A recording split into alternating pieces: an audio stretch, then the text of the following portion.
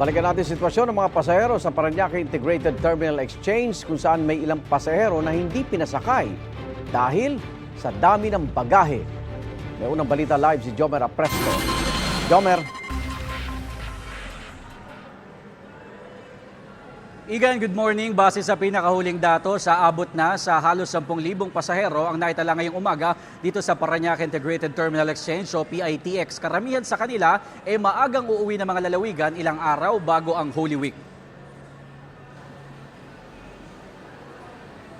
Madilim pa lang, marami na mga pasahero na nag-aabang ng biyahe rito sa Parañaque Integrated Terminal Exchange o PITX. Isa sa mga pasahero ang 53 years old na si Nanay Prima na galing ng Cavite.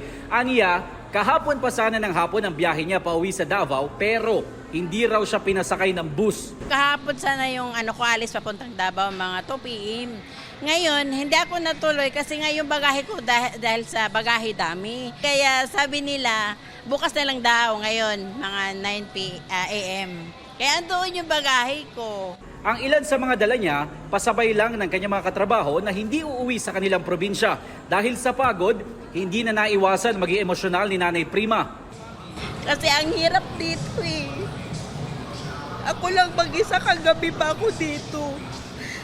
Mahirap pag wala ka pera, tapos ganyan.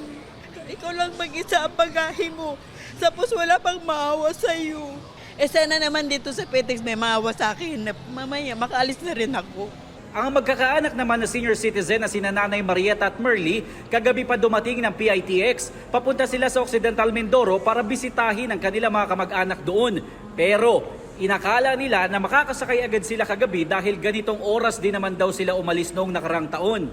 Akala namin may biyahe ng gabi. Oo. Galing kami ng Buendia eh. Hassle nga, pawis na pawis kami. Sa pahayag ng PITX, inaasahan nila na aabot sa 2.5 milyon ang mga pasahero hanggang April 23. Nakahanda na silang mag-deploy ng mga karagdagang bus. Gayun din ang mga security personnel para masiguro ang kaligtasan ng mga pasahero sa terminal. Magkakaroon din ng random inspection sa mga bus at screening sa mga driver ang Land Transportation Office o LTO.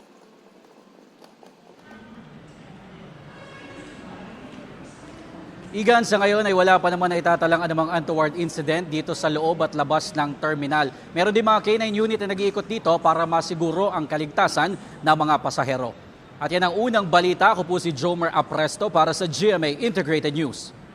Igan, mauna ka sa mga balita, mag-subscribe na sa GMA Integrated News sa YouTube para sa iba't ibang ulat sa ating bansa.